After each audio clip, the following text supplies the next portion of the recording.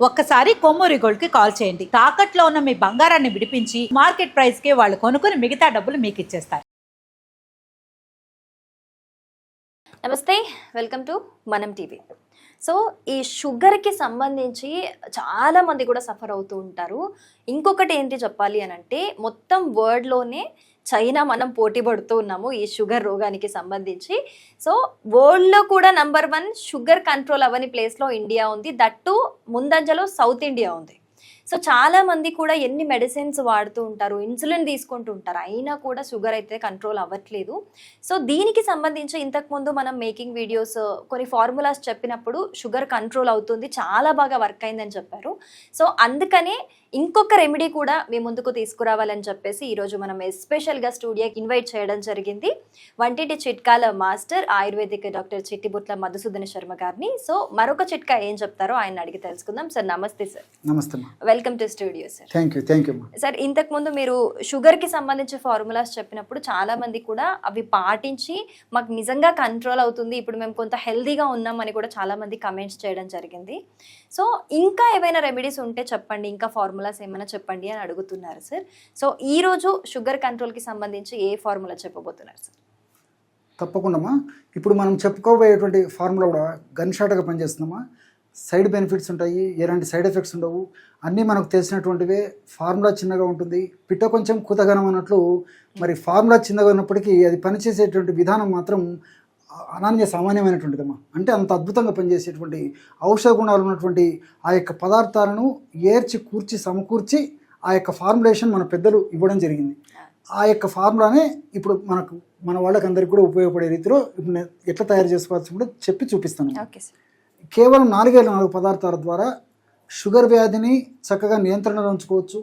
అంతేకాకుండా భవిష్యత్తులో షుగర్ వ్యాధి వల్ల వచ్చేటువంటి కాంప్లికేషన్స్ రాకుండా ఉంచుకోవచ్చు. వచ్చినటువంటి కాంప్లికేషన్స్ కూడా ప్రమాదకరంగా పరిణమించకుండా ఉంచుకోవచ్చు. వీటన్నిటికి తోడు ఆధునిక కృత్రిమ రసాయన ఔషధాల యొక్క డోస్ బాగా తగ్గించుకోవచ్చు ఈ యొక్క ఔషధాన్ని కూడా వాటితో పాటు వాడుకోవడం వల్ల. అంతేకాకుండా వాటి యొక్క సైడ్ ఎఫెక్ట్స్ కూడా మ్యాక్సిమం తగ్గించుకోవడానికి ఈ ఔషధాలు చాలా చక్కగా ఉపయోగపడతాయి. అంత అద్భుతమైనటువంటి ఫార్ములా ఈ ఫార్ములా. ఈ ఫార్ములా ఎలా తయారు చేసుకోవాలంటే, మొట్టమొదట మనం మెంతులు తీసుకోవాలి. మెంతులు. సో మెంతుల గురించి ప్రత్యేకంగా చెప్పనక్కర్లేదు. షుగర్ వచ్చిందంటే మరి చాలామందికి గుర్తొచ్చేది మెంతులు. సలహాలు ఇవ్వడంలో కానీ, వాళ్ళకు సోషల్ మీడియా ద్వారా తెలుసుకోవడం కానీ, ఏది ఏమైనప్పటికీ షుగర్ పేషెంట్స్కు ఇది తెలియనటువంటి వాళ్ళు ఉన్నారు.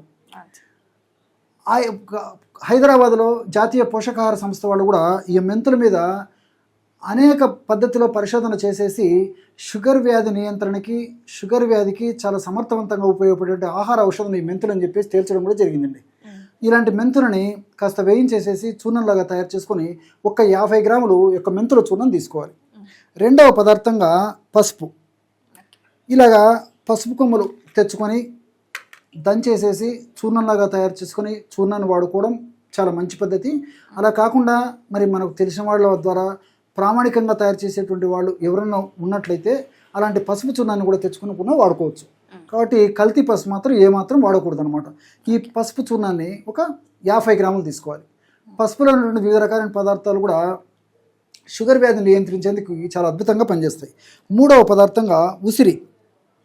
మనకి సంవత్సరం అంతా ఇలాంటి ఉసిరి పెచ్చులు అంటే ఎండించినటువంటి ఉసిరికాయలు ఎండించడం వల్ల, పచ్చి ఉసిరికాయలు ఎండించడం వల్ల ఇలాంటి ఉసిరిక పెచ్చులు తయారవుతాయి అన్నమాట. ఈ ఉసిరి పెచ్చులు మనకు సంవత్సరం అంతా దొరుకుతాయి. అదేవిధంగా ఉసిరి పెచ్చుల యొక్క పొడి కూడా మనకు సంవత్సరం అంతా దొరుకుతుంది.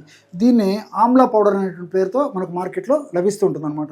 ఈ షుగర్ వ్యాధిగ్రస్తులకు చాలా ఉపయుక్తకరంగా ఉంటుంది. అంతేకాకుండా ఈ యొక్క ఉసిరి యొక్క మరొక ప్రత్యేకత అంటే వ్యాధి నిరోధక శక్తిని కూడా విపరీతంగా పెంచేస్తుంది.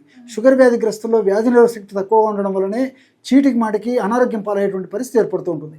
అలాంటి పరిస్థితి రాకుండా ఉండేందుకు ఉపయోగపడమే కాకుండా షుగర్ వ్యాధిని కూడా చాలా చక్కగా ఈ యొక్క ఉసిరి నియంత్రిస్తుంది. ఈ ఉసిరిక పొడి 50 గ్రాములు తీసుకోవాలి. చివరగా నల్ల జీలకర్ర.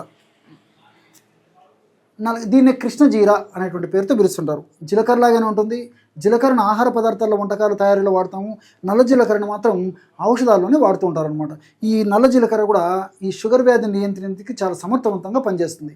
ఈ నల్ల జీలకర్ర, ఇలాంటి నల్ల జీలకర్ర మనం మార్కెట్ నుంచి తెచ్చుకొని శుభ్రం చేసేసి దూరగా వేయించేసేసి చూర్ణంలాగా తయారు చేసుకొని 25 గ్రాములు మాత్రమే నల్ల జీలకర్ర చూర్ణం తీసుకోవాలి. మిగతా 3 పదార్థాలు ఒక్కొక్కటి 50 గ్రాముల చొప్పున తీసుకుంటే ఈ నల్ల జీలకర్ర చూర్ణాన్ని మాత్రం 25 గ్రాములు మాత్రమే తీసుకోవాలన్నమాట. ఈ పద్ధతిలో ఈ 4 పదార్థాలు కలపడం వల్ల బ్రహ్మాండమైనటువంటి షుగర్ వ్యాధికి సంబంధించినటువంటి ఔషధం రెడీ అయిపోతుంది. ఈ విధంగా తయారు చేసుకున్నటువంటి ఔషధాన్ని ఒక గాజు సీసాలో నిల్వ ఉంచుకొని రోజు ఉదయం ఆహారానికి ఒక 15 నిమిషాలు లేదా ఒక అరగంట ముందు, రాత్రి ఆహారానికి ఒక 15 నిమిషాలు లేదా ఒక అరగంట ముందు 50 ml వాటర్లో, అంటే గది ఉష్ణోగ్రత ఉన్నటువంటి నీటిలో 1/2 టీ స్పూన్ ఈ యొక్క చూర్ణాన్ని కలిపి సేవించాలి. ఈ విధంగా ఉదయం ఒక్కసారి సేవించాలి, రాత్రిపూట కూడా ఆహారానికి ముందు మరొకసారి సేవించాలి.